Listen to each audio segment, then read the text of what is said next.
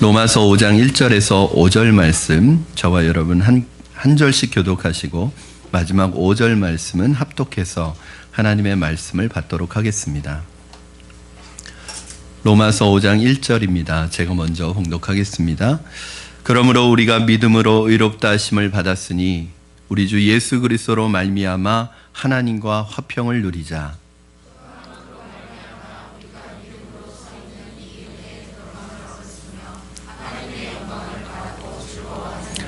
다만 이뿐 아니라 우리가 환난 중에도 즐거워하나니 이는 환난은 인내를,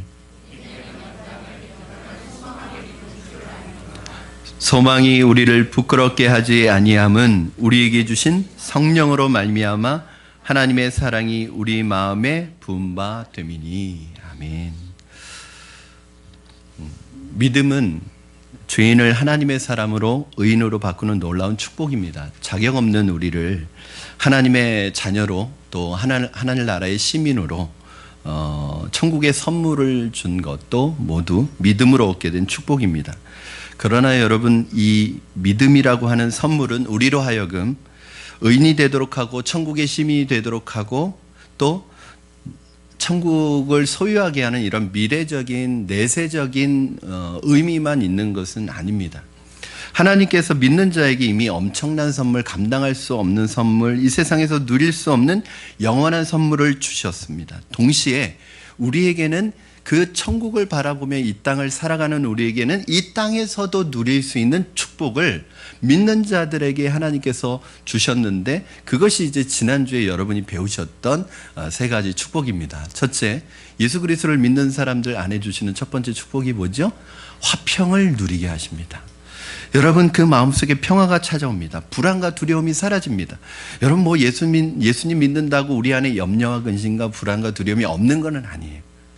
들 때가 있습니다. 그러나 중요한 것은 근원적인 두려움, 죽음에 대한 두려움, 이 근본적인 두려움이 해결되었기 때문에 언제든지 여러분이 주님과 코드를 맞추고 기도를 하면 우리 마음속에 주님이 주시는 평강이 우리의 마음을 다스리기 시작하세요. 아무것도 염려하지 말고 오직 모든 일에 기도와 간구로 너희 구할 것을 감사함으로 하나님께 아뢰면 모든 지각에 뛰어나신 하나님의 평강이 우리의 마음과 생각을 다스리기 시작한단 말이죠.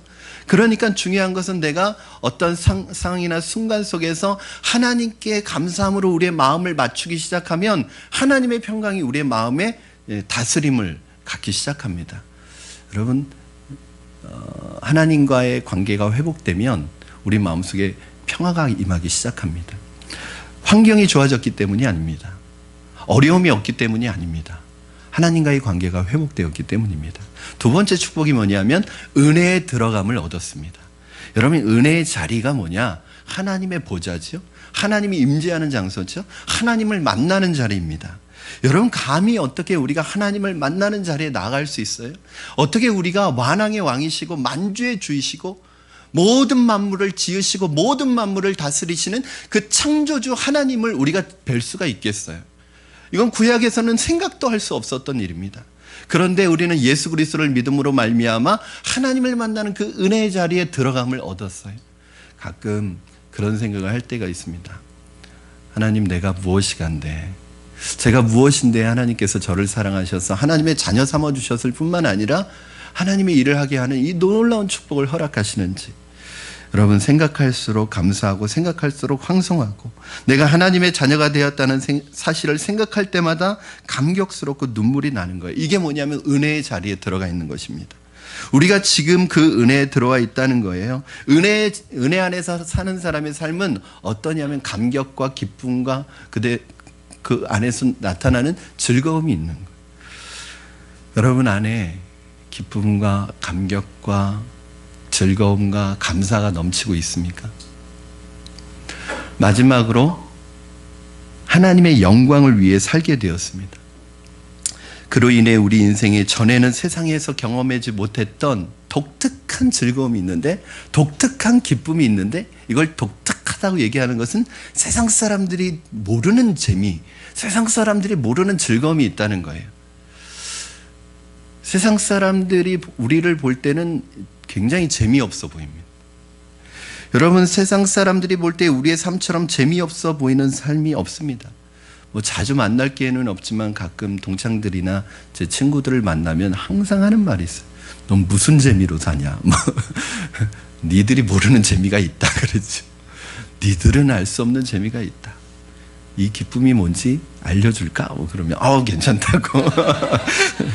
여러분, 우리 인생의 목적은 바로 하나님의 영광을 위해 사는 데 있습니다. 이것이 우리가 지어진 목적입니다. 어떤 것이든 그것이 지어진 목적대로 쓰임받는 것이 가장 가치 있는 인생인데, 하나님의 영광을 위해 쓰임받는다는 건 뭐냐면 바로 하나님을 어떻게 하면 기쁘게 해드릴까, 그분을 기쁘게 해드리기 위해서 헌신도 하고, 그분을 기쁘게 해드리기 위해서 희생도 하고, 그분을 기쁘게 해드리기 위해서 수고도 하는데, 그분이 기뻐하실 때 나도 기쁘다는 거예요.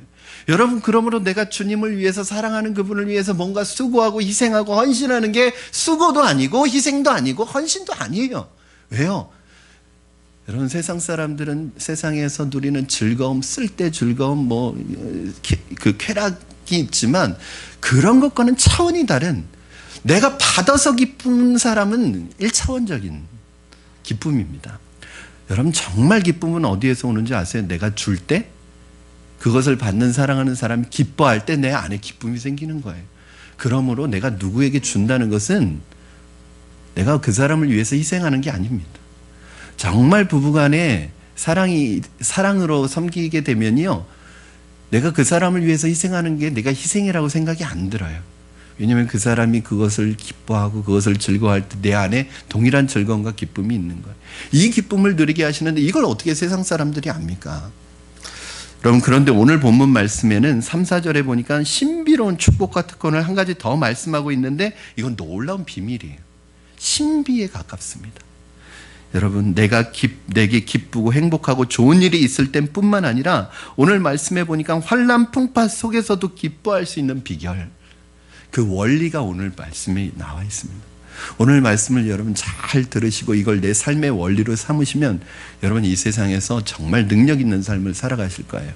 우리 3절 4절 말씀, 그 비밀이 무엇인지 같이 한번 보겠습니다. 한 목소리로 읽겠습니다. 시작.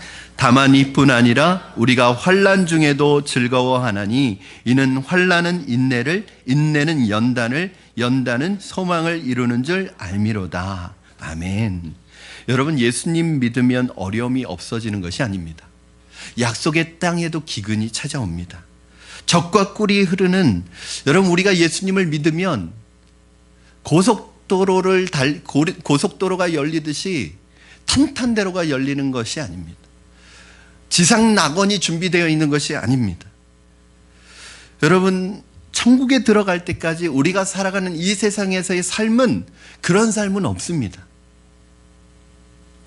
예수 믿어도 환난이 온다는 것입니다. 약속의 땅에도 기근이 온다는 것입니다. 여러분, 아브라함이 하나님의 약속을 받고 내가 내게 지시할 땅으로 가라, 그 하나님의 약속을 받고 너는 본토 친척 아비 집을 떠나 내가 내게 지시할 땅으로 가라는 이 하나님의 비전과 약속을 받고 자기가 그동안 75년 동안 살아왔던 그 삶의 기반을 버리고, 그 땅을 버리고, 기득권을 버리고, 안정감을 버리고 하나님의 약속 하나 믿고 낯선 땅으로 왔어요. 하나님이 약속의 땅으로 가라고 해서. 그런데 그 약속의 땅에 딱 도착했는데 아브라함에게 두 가지 어려움이 왔습니다. 첫째, 그 땅에 와봤더니 다 임자가 있는 땅이에요. 다 주인이 있는 땅이에요. 자기는 땅 버리고 모든 거 버려두고 하나님 한 분 쫓아서 여기까지 왔는데 이 땅에는 자기 땅이 없는 거예요. 자기가 살 땅이 없는 거예요. 여러분, 하나님 약속을 믿고 본토 친척 아비집을 버리고 떠났는데 막상 하나님께서 약속하신 땅에 와보니까 내 땅 한 평도 없는 것이 이 신앙의 현실입니다. 여러분, 그때 어떻게 하시겠습니까? 이게 무슨 의미예요?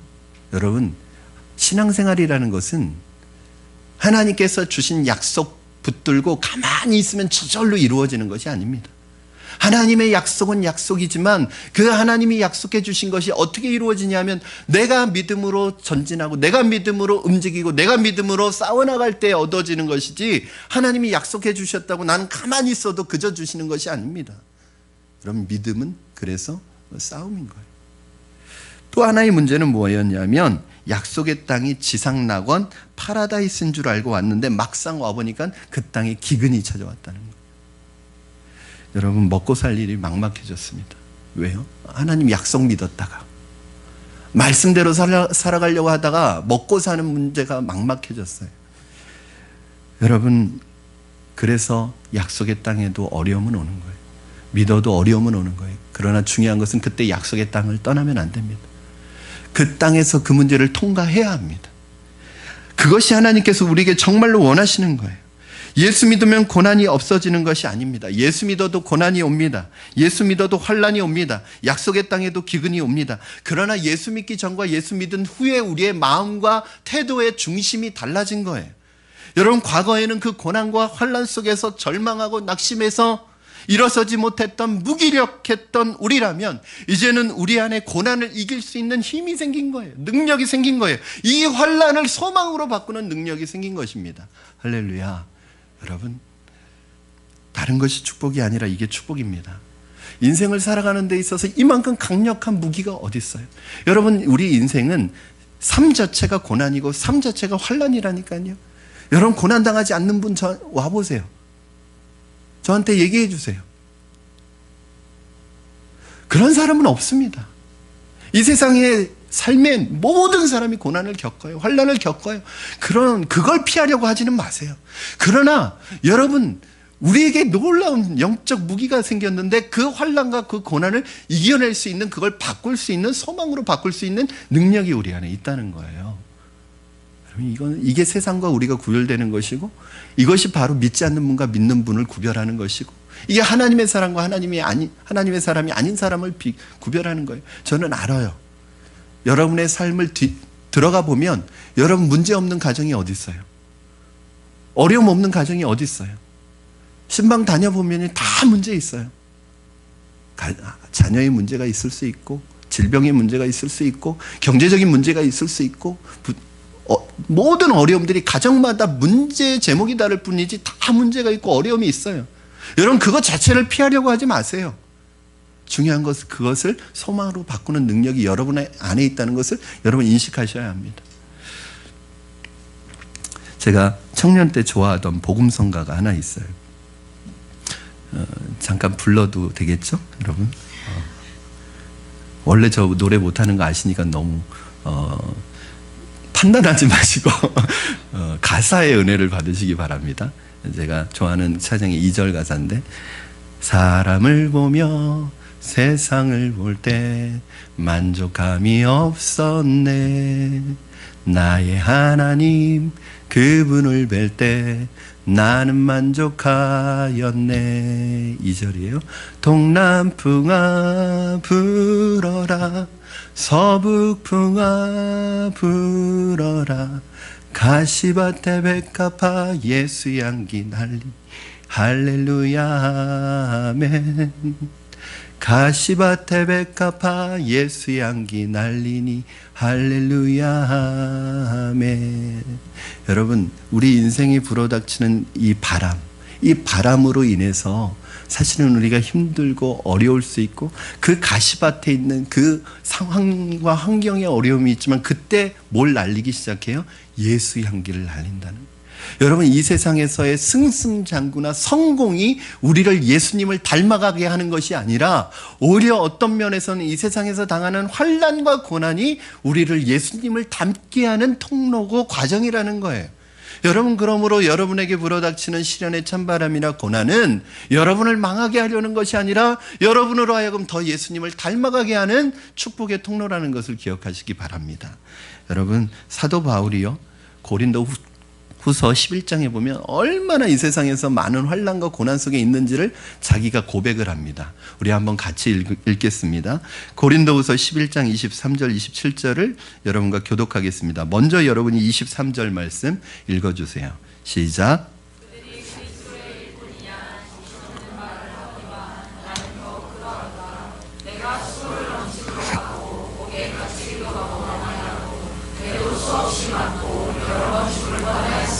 유대인에게 40에서 하나 감한매를 5번 맞았으며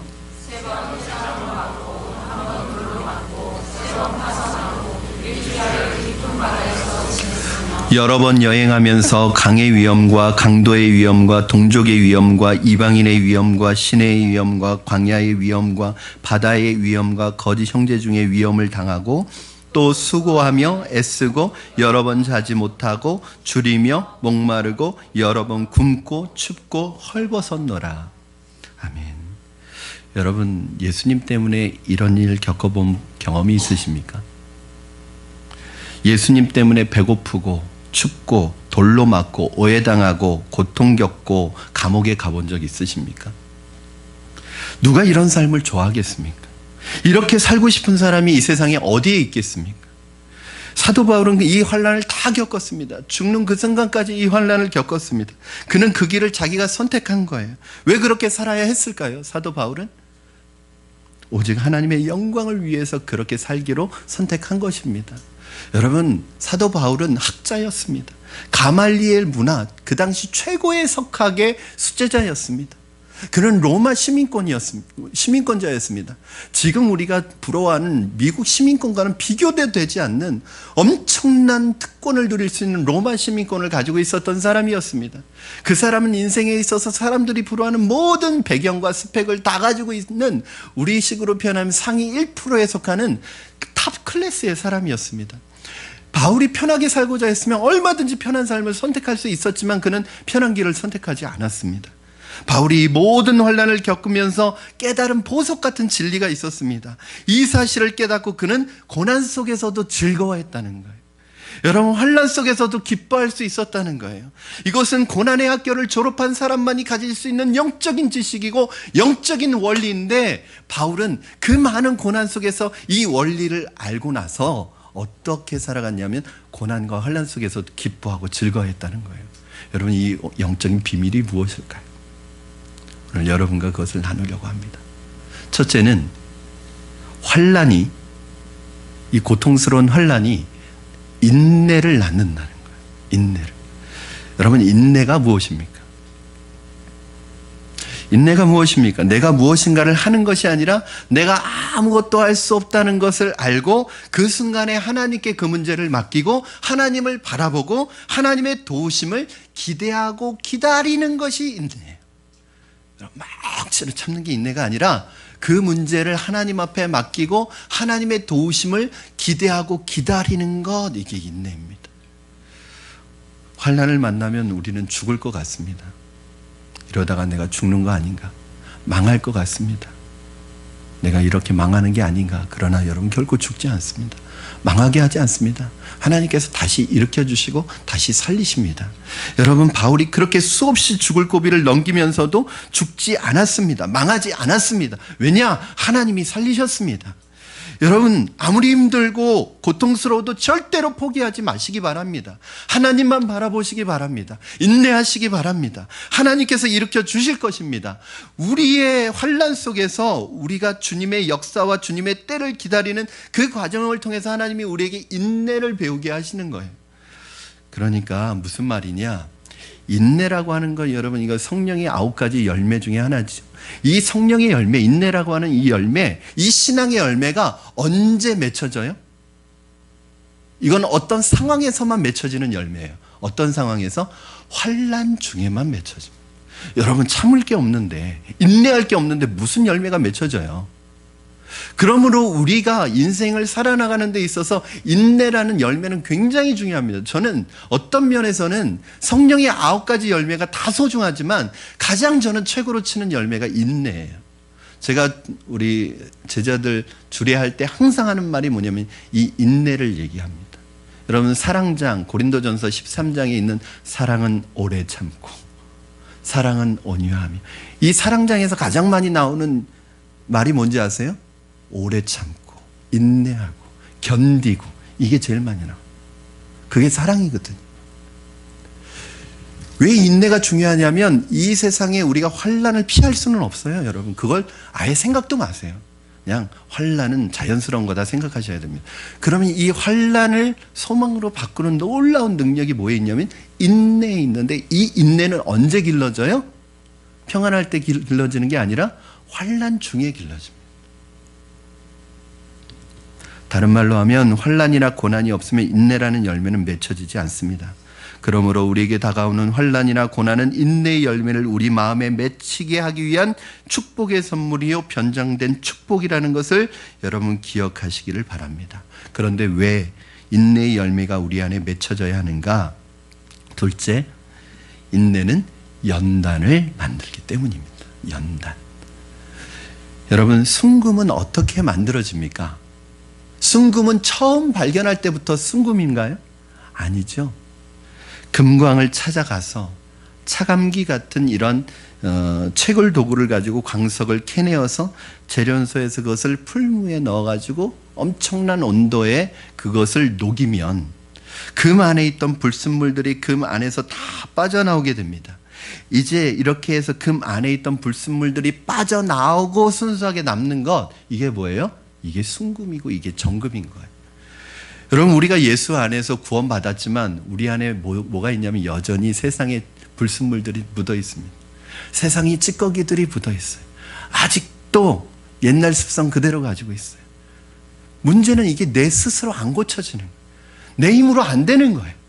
여러분의 힘으로 뺄 수 없는 불순물, 세상의 불순물들, 여러분의 힘으로 뺄 수 없는 세상의 찌꺼기들을 하나님께서 우리로 하여금 높은 온도에 가열해서, 즉 환란에 넣어서 연단을 시켜서 우리 안에 있는 불순물들을 다 빠지게 만든다는 거예요.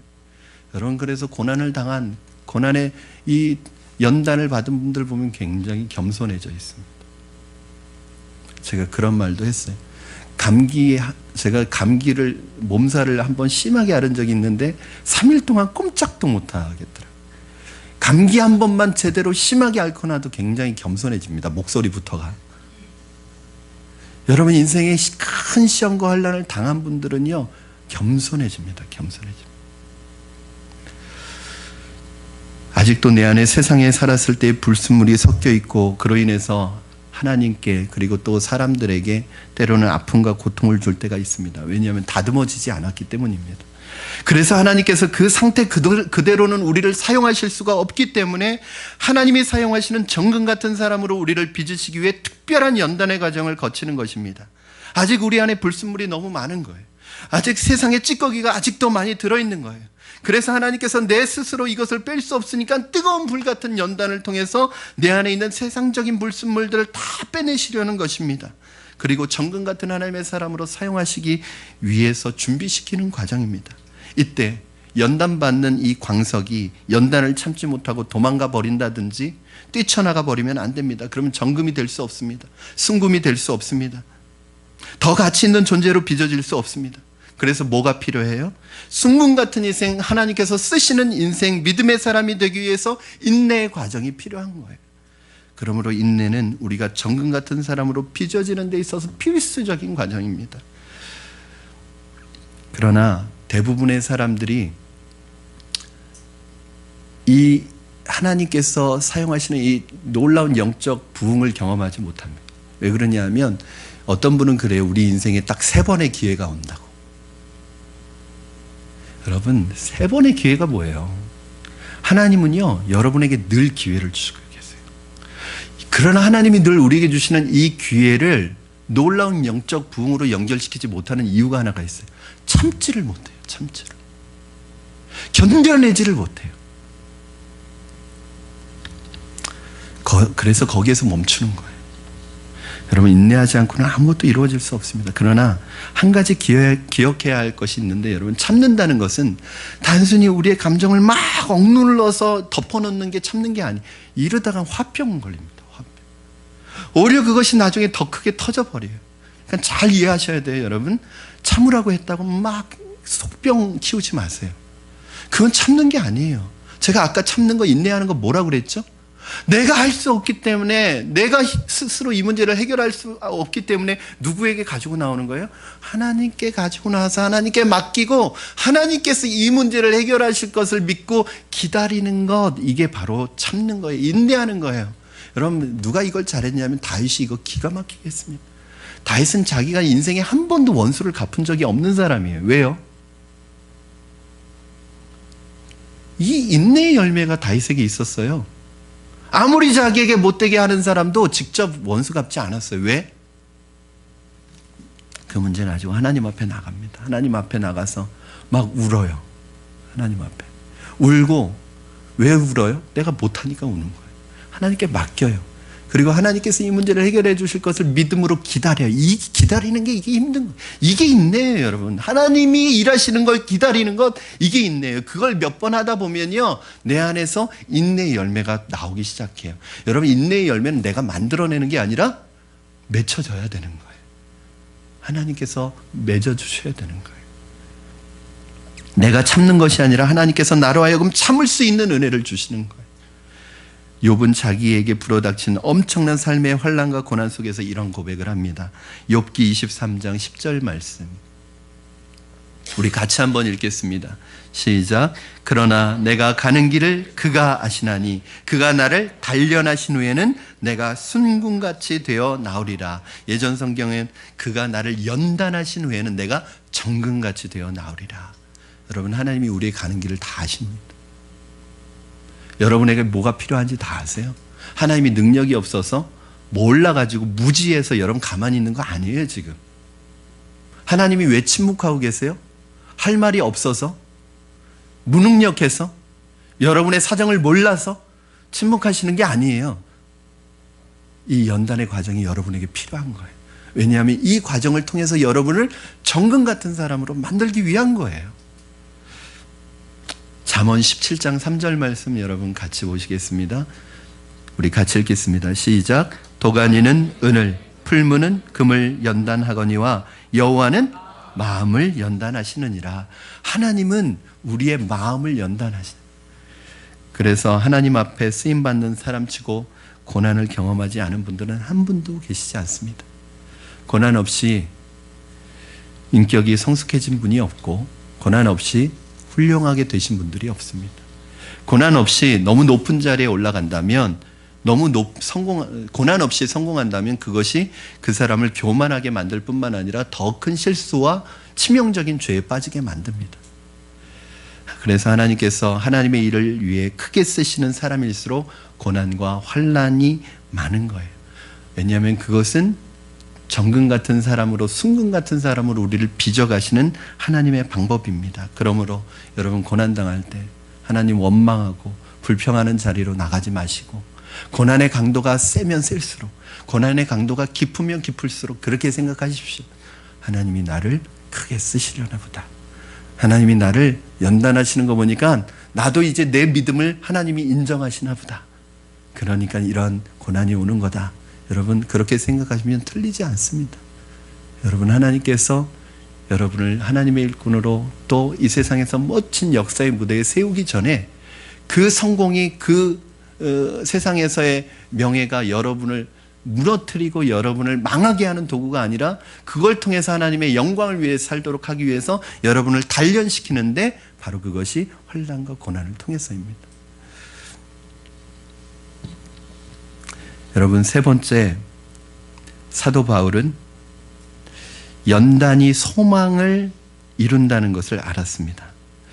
여러분, 내 연단을 통해서 내 영혼의 불순물이 다 빠져나가고 나면, 순수해지고 나면 그때 뭐가 보이냐면 진짜 인생의 소망이 보이기 시작합니다. 그 전에, 이 불순물이 빠지기 전에 우리의 소망은 뭐예요? 우리의 소망은요, 거의 세상 사람들의 소망과 다르지 않습니다. 세상에서 무엇을 사고, 무엇을 장만하고, 무엇을 꾸미고, 어떻게 성공하고, 내 아들 어떻게 인류대학 보내나, 내 아들 어떻게 명문대 보내나, 대기업 보내나, 어떻게 이 세상에서 승진하나, 어떻게 이 세상에서 돈 많이 번, 대부분 이런 소망이에요. 여러분, 이거는요, 이 세상의 가짜 소망입니다. 잠깐 있다가 없어질 수밖에 없는 가짜 소망이에요. 그런데 이게 보이는 거예요. 이게 소망처럼 보이는 거예요. 그런데 언제 이 꺼풀이 벗겨지냐 하면, 바로 이 연단을 통해서, 우리가 고난과 환난을 통해서 우리 안에 있는 불순물이 싹 빠지면 뭐만 남냐 하면 진짜 소망이 보이기 시작합니다. 고난 속에서 연단을 당하다 보니까 이제 나의 삶이 심플해집니다. 단순해집니다. 진짜 중요한 것만 남습니다. 여러분, 타이타닉이라는 제목의 영화 보셨죠? 보신 지 너무 오래되셔서 기억은 안 나시겠지만 그 거대한 호화 여객선이 침몰하는 그 순간에 각 방을 비춰줍니다. 그런데 그 순간에도 어떤 사람은 이때다 기회다 싶어가지고 막 방마다 돌아다니면서 그 아수라장인 틈을 타가지고 사람들 보석, 시계 막 이거 훔치는 사람이 있는 거예요.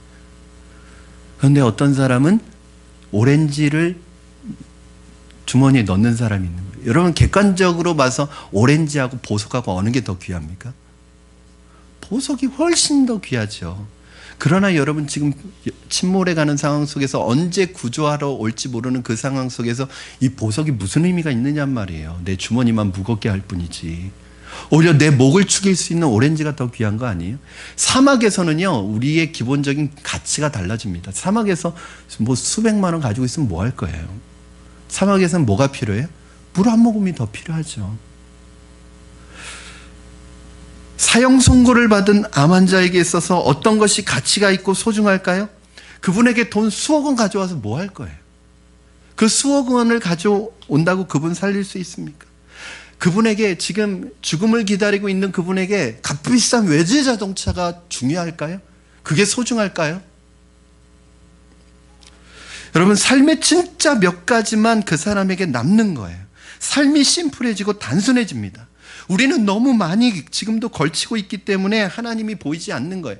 늘 우리의 입술로는 아유 부족해 없어 그러지만 아직도 많아요.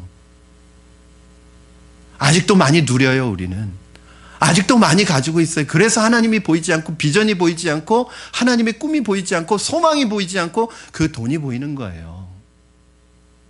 그런데 환난과 고난을 통해서 이 모든 우리 안에 있는 불순물이 빠지고 나면요, 정말 중요한 게 뭔지 알게 돼요.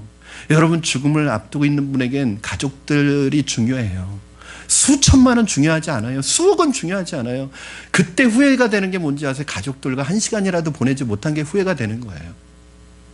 내가 주님을 위해서 그 젊은 날 힘있고 능력 있을 때 주님을 위해서 한 시간도 시간을 들이지 못한 게 억울한 거예요.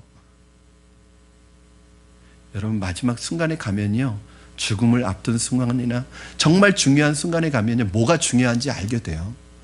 지금은 이걸 잘 몰라요. 우리가 왜? 우리 천년만년 살 것 같으니까.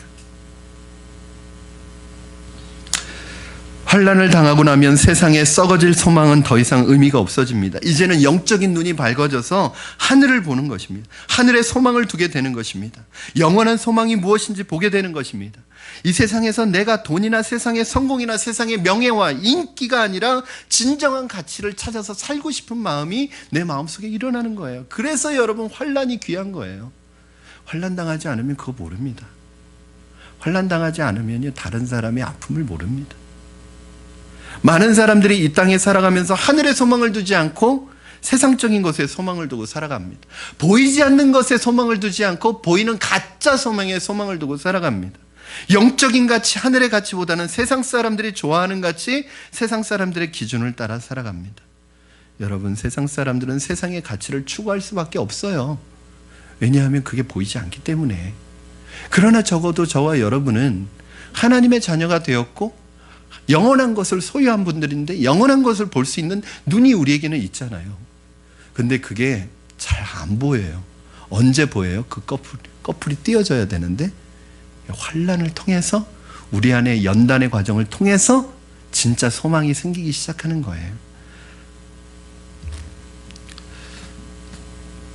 마치 이스라엘 백성들이 그들을 가나안 땅으로 인도하신 하나님의 진정한 목적이었던 하나님의 나라의 소망을 가지고 잊어버리지 않고 그 땅에 하나님의 나라를 세우는 것이 하나님의 소망이고 목적이었는데, 가나안 백성과 타협하고 가나안 사람들처럼 세속화되어지는 것처럼 우리도 하나님께서 분명히 예수님을 믿음으로 천국의 시민이 되게 해주시고 하나님의 자녀가 된 것 이상으로 이 땅에서 하나님이 우리에게 남겨주신 목적은 뭐냐면 하나님의 영광을 위해 하나님의 나라를 이 땅에 세우는 목적을 두고 우리에게 삶을 주셨는데, 우리는 그것이 보이지 않고 세상에서 성공하고 세상에서 사람들이 가지고 있는 가치를 따라 가는 것이 어느덧 우리의 삶의 목적이 되어버렸습니다. 누가 고난을 좋아하겠습니까? 여기 있는 분들 중에 환난을 좋아할 분은 아무도 없습니다. 누가 환난 당하는 것, 어려움 당하는 것을 좋아하겠습니까? 그러나 대부분의 사람들이 싫어하는 이 환난을 통해서 바울이 깨달은 놀라운 영적 진리가 있는데, 저는 오늘 여러분이 이 진리를 깨닫기를 바랍니다. 여러분, 뭐예요? 바울이 깨달은 진리는 바로 환난은 축복의 통로라는 거예요. 여러분, 환난이, 고난이 축복이라는 거예요. 환난은 우리를 진짜 소망을 보게 하고 진짜 행복으로 이끄는 축복의 시작이라는 거예요. 할렐루야.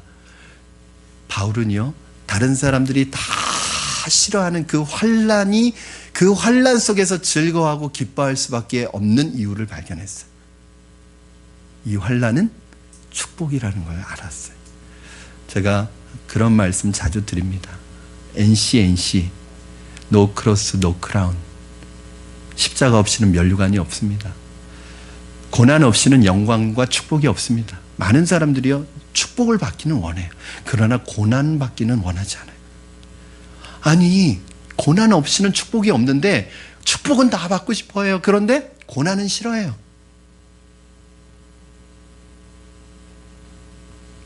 만약에 여러분에게 고난 없이 축복이 온다면 그것은 축복이 아니라 저주가 될 것입니다. 내게 고난 없이 경제적인 돈에 대한 어려움이나 고난이 없이 나에게 돈이 주어진다면 그 돈은 내 영혼을 파멸하게 하는 도구가 될 수도 있습니다. 여러분, 돈이 축복이 아니에요. 그 돈을 관리할 수 있는, 다스릴 수 있는 마음을 훈련하신 다음에 그걸 줘야지 그게 축복이 되는 것이지. 그러므로 여러분, 혹시 환난과 고난 가운데 지금 계시다면, 또 언젠가 환난과 고난을 만나는 때가 계시다면 이렇게 생각하세요. 하나님이 나를 축복하시려나 보다. 하나님께서 나를 연단하신 후에 나를 세우시려나 보다. 이 마음을 가지고 그 고난을 넉넉히 믿음으로 이겨내신다면 그 안에서 여러분은 인내라는 열매를 얻게 될 것이고, 그 안에서 여러분 정금 같은 순금 같은 사람으로 그냥 이 세상에 그냥 어영부영 시간 때우는 사람이 아니라 하나님 앞에 존재의 목적을 따라 놀랍게 보석처럼 쓰임받는 하나님의 믿음의 사람들이 될 것을 믿으시기 바랍니다. 우리 5절 말씀 읽고 말씀을 마치겠습니다. 5절 같이 읽겠습니다. 시작. 소망이 우리를 부끄럽게 하지 아니함은 우리에게 주신 성령으로 말미암아 하나님의 사랑이 우리 마음에 부은 바 됨이니. 아멘. 여러분 이러한 인생의 소망을 발견하시기를 주님의 이름으로 축원합니다. 그러나 더 중요한 것은 이런 소망이 한낮에 100일몽으로 끝난다면 얼마나 허무하겠어요. 그런데 하나님이 우리의 소망이 부끄럽지 않게 하기 위해서 이 소망이 한순간의 소망이 아니라 영원한 소망으로 지속시키기 위해서 우리에게 성령을 부어주셨답니다. 성령으로 말미암아 하나님의 사랑이 우리의 마음에 부은 바 되었습니다. 우리의 소망은 더욱 견고해질 것입니다. 그러므로 여러분 성령님을 체험하시기 바랍니다. 성령님과 생활하시기 바랍니다. 성령께서 절대로 우리의 소망이 부끄럽지 않게 하실 줄로 믿습니다. 우리 이 시간에 함께 찬양하고 기도했으면 좋겠습니다. 여러분을 향해 찾아오는, 여러분이 겉으로는 웃고 있지만, 겉으로는 아무 문제 없는 것 같지만 여러분의 마음속에 얼마나 많은 시련의 찬바람, 때로는 거센 풍랑과 풍파와 삶의 비바람과 그런 것들이 얼마나 여러분의 삶에 많겠어요. 그러나 중요한 것은 여러분 전쟁이 없어서 평화가 아니라, 문제가 없어서 평화가 아니라 그 전쟁 속에서도, 그 풍파 속에서도 주님 품에 있는 우리는 평화를 누리게 되어 있습니다. 오늘 이 평화가 여러분 모든 환난과 고난을 넉넉히 믿음으로 이기는 여러분의 믿음의 고백이 되었으면 좋겠습니다. 우리 함께 주 품에 품으소서 찬양하겠습니다. 아멘. 주 품에 품으소서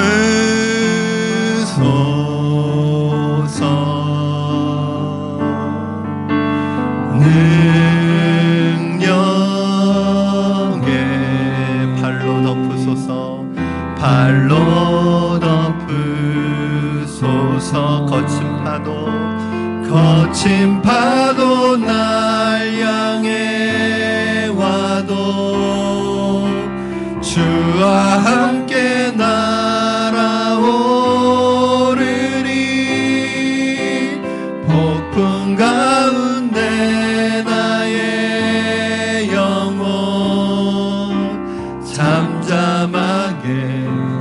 주를 보리라.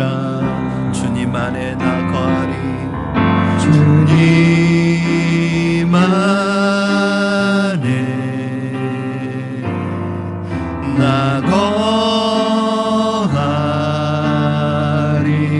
주 능력 잠잠히 믿네. 주 능력 나 잠잠히 믿네. 나 잠잠히 믿네. 거친 파도 날 향해 와도 주와 함께 날아오르리. 폭풍 가운데 나의 영혼 잠잠하게 주를 보. 거친 파도 날 향해 와도 아멘. 거친 파도 날 향해 와도 주와 함께 날아오르리. 폭풍 가운데 나의 영혼 잠잠하게 주를 보리라. 잠잠하게 주를 보리라. 우리 이 시간에 오늘 주신 말씀 붙들고 같이 합심해서 기도했으면 좋겠습니다. 우리의 삶에 불어오는 고난과 시련의 찬바람 속에서도 고난 앞에 무릎 꿇지 않게 하시고, 고난 앞에 절망하지 않게 하시고, 독수리와 같이 날개쳐 올라가는 믿음 되게 하여 주시옵소서.